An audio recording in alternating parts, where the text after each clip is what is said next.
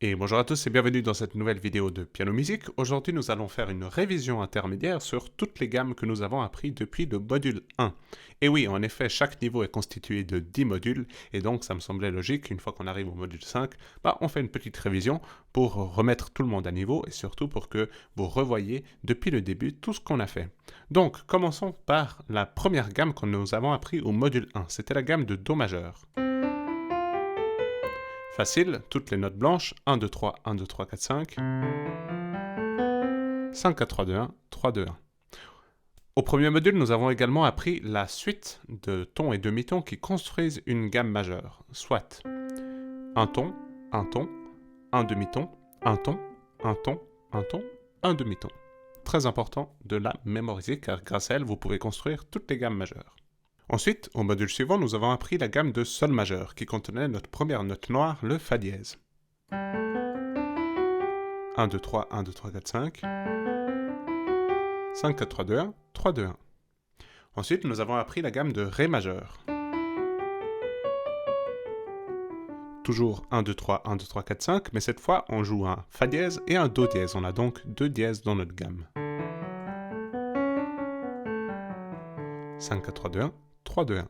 Et ça, c'était les trois gammes qu'on avait appris aux trois premiers modules, mais au dernier module, le module 4, on a appris trois gammes d'un coup. En effet, on a appris leur relative mineure. Et pour rappel, justement, je vais vous réexpliquer très rapidement qu'est-ce que c'est que la relative mineure. Jouons la gamme de Do majeur en exemple. Que des notes blanches très faciles. Depuis le Do, je descends de 1 ton et demi.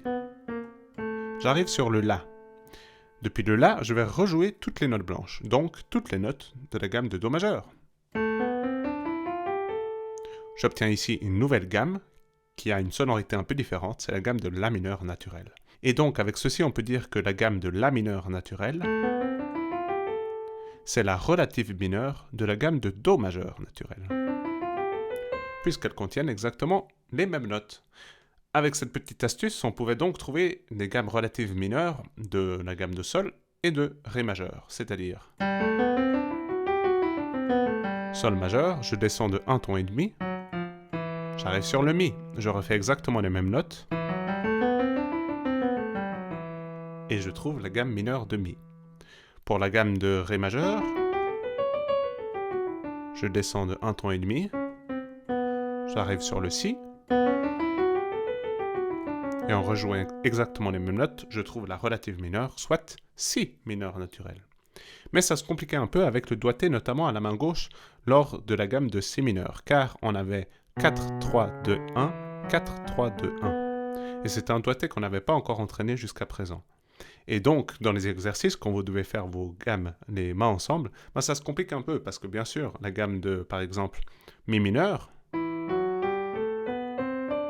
c'est assez simple puisque c'est un doigté qu'on a régulièrement entraîné. Par contre, pour la gamme de Si mineur,